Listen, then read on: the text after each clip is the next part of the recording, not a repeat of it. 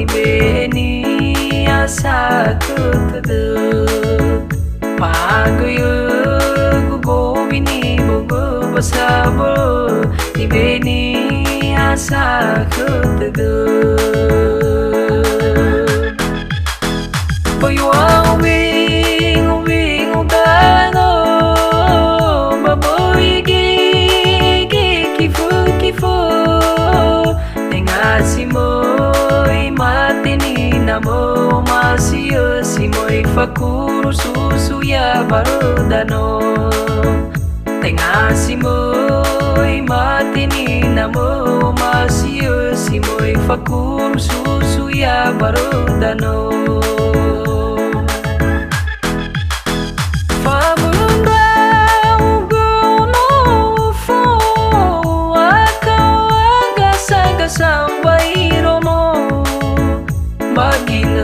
Danyana no tunggu kafi masebolo Samuzalu danyanda uku nombo Debai faido ita kata waina Leulugina ya mutalu wanoa Moro isame rauno rao doto nato sasa Irugi babai bawa kau telah Darwau tetaru nasi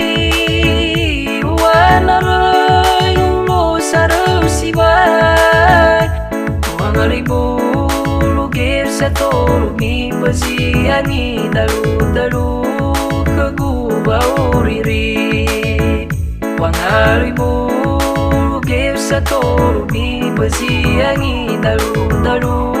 kegubau riri Welcome to DJ Remix by Jack Yolo.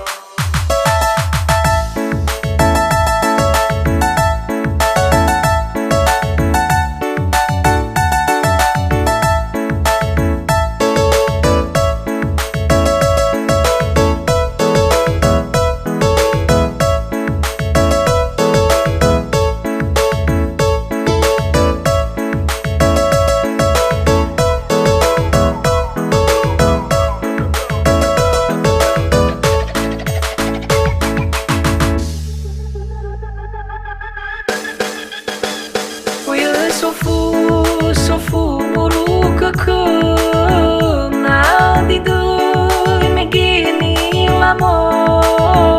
Paguyu gugu bini bugu basa bolu ni beni asa kutudu Paguyu gugu bini bugu basa bolu ni beni asa kutudu Bayuang wing udano baboy gigi kifu Tengah simoy matini namo masio simoy fakuru susu ya barudano Tengah simoy matini namo masio simoy fakuru susu ya barudano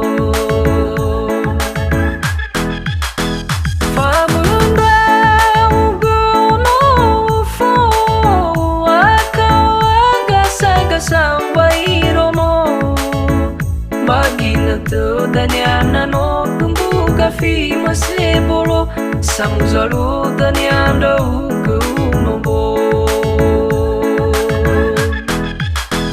Debai faido ita kata waina Leulugina ya mutalu wanoa Moro isame rauno rao doto nato sasa Irugi babai bawa kau telah Darwau tetaru nasi Wanarai ulo saru sibai Wangaribu lugir satoru mi basiani daru kegubau riri Wangaribu lugar sa tolo mi baziang dalu-dalu